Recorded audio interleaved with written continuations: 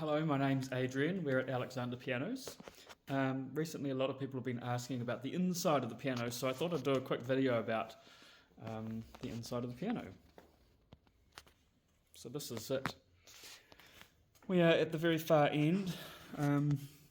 This is a wee gift that the building manager gave me when the piano first arrived here. It's been inside the piano ever since. So we're at the very back of the piano. So if you look down there, you can see where the keyboard is. So this is the gauge 26 wire. It's the A note, which is a bichord.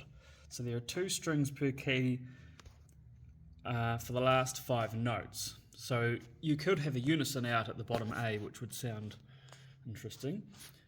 The bridge is this piece here. It goes onto the soundboard. The soundboard's underneath. As you can see, it's got splits and knots and all sorts of things going on. I built this piano when I was 20. I started when I was 16. I had really no idea what I was doing.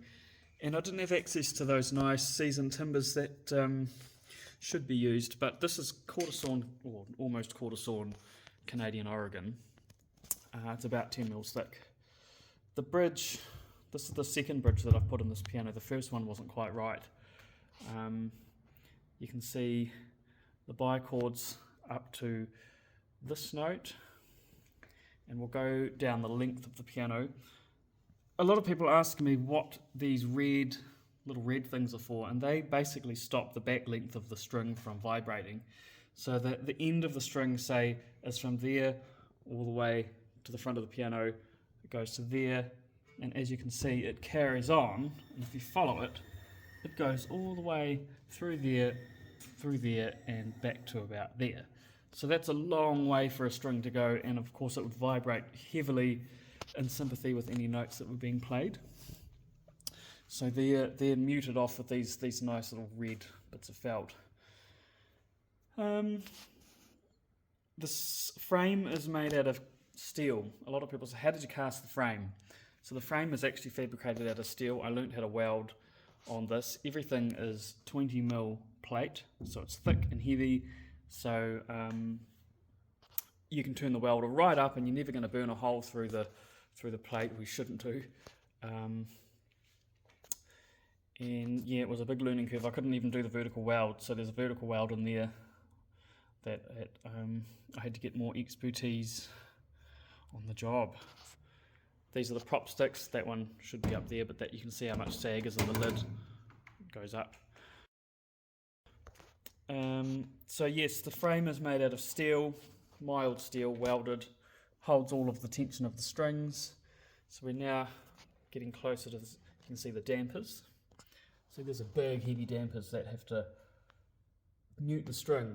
It's kind of a proportional thing. You don't want a small one. It's got to dampen a lot of the harmonics that go on. Yeah, not a very neat line, but you know, it's what I did.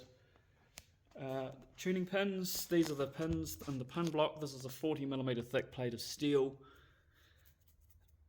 It's all mild steel. In the steel are drilled holes, and in the holes are rammed pegs, which are maple, and in the maple pegs are drilled another hole, and a tuning pin is rammed into that, and that is, there is no wooden laminated pin block. That is all that holds all these strings on here.